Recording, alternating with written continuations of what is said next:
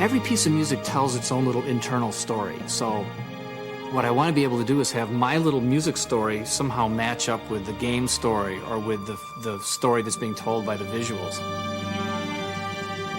It's a different kind of story than I think you usually encounter in video games. Usually it's a story of a hero who gets stronger and stronger and ultimately defeats this much more powerful foe. The really hard thing about the story is there's so many different ways to tell a story. There's so many different good stories.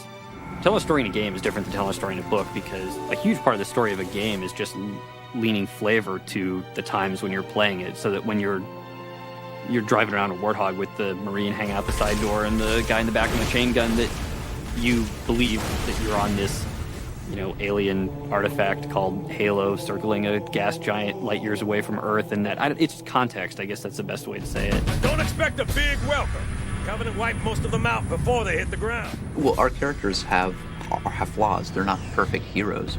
And really, Halo's story is one about salvation. It's a story of warriors with not a lot of options who have their backs up against the wall and ultimately are trying to set themselves free. Yeah, I don't know if we're crazy or stupid or we just like good stories or what, but we certainly worry about that a lot more than you might think we'd have to in a game that's mostly just about action and about not thinking.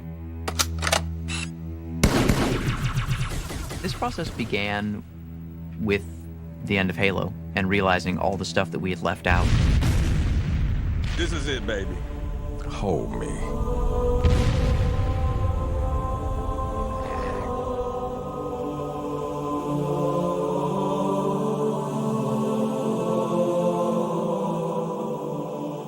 Wow, what did we really want to tell and didn't have time to, and distilling a couple of those core ideas. The entire fleet is engaged, Cortana, with respect. What the hell sort of reinforcement have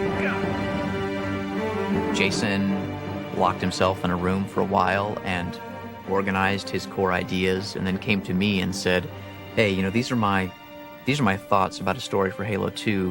What do you think? And approached other people as well. It's not about making it complex, and it's not about playing movies for 2 hours between every 5 minutes of gameplay, but the more you can allow somebody to believe instead of sitting in their living room at 2 a.m. trying to finish some stupid video game. There was this scene which will go down in the untold lore of Bungie, which Miranda strapped a bomb to the Master Chief's back and shoved him down a hole, and it was this horrible scene of betrayal, and Jason was going through a rather difficult breakup at the time. I think that might have had something to do with it. In Halo 1, there was maybe 30 seconds of fun that happened over and over and over and over again. So if you can get 30 seconds of fun, you can pretty much stretch that out to be an entire game.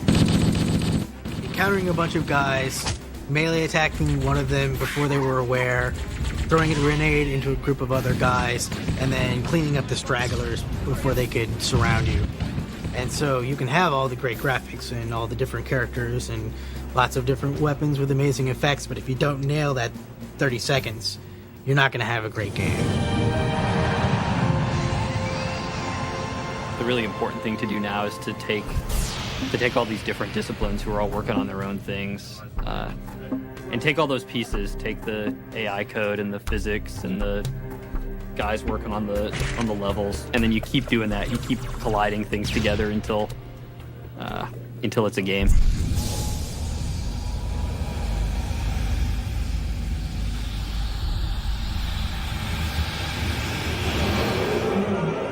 Animation is what brings our whole game to life nowadays. What we are doing now for animation is so much more in-depth. We're bringing so much more character to each one of the entities in our game. You have to realize that the character is going to run around that environment, look at it all over the place, up and down. We always want to try to put a bit of ourselves in the character. It's at least what I'm trying to do with the Brood as well.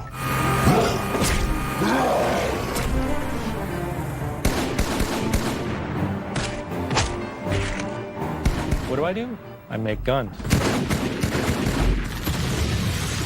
And so when you get another one of these, you get that butt and use it like a pistol, and you'll be able to have one in both hands, right? So you walk around with these two bullet hoses. I draw aliens for a living. The storyline from what we've read and what Joe and Jason have come up with is really involving, and there's a lot of twists in there, and I can't wait to see all the work that we've done, put it in the game and play it at the end of the game. It's going to be awesome. We really want it to feel like that there was history there. There's damage that existed from some battle that happened 900,000 years ago. The biggest challenge is packing in all the detail we want so that every time you look at the screen of your Xbox, you say, wow, that's beautiful. I guess we're sort of feeding off each other, so it's a really creative group of people that trust each other.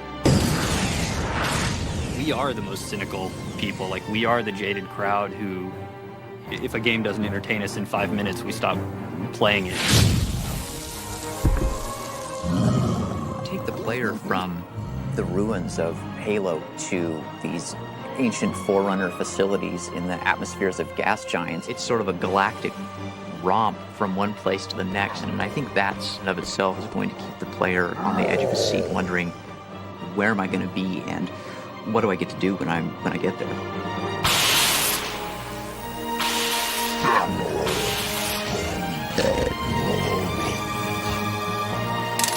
Bet you can't stick it. You're on.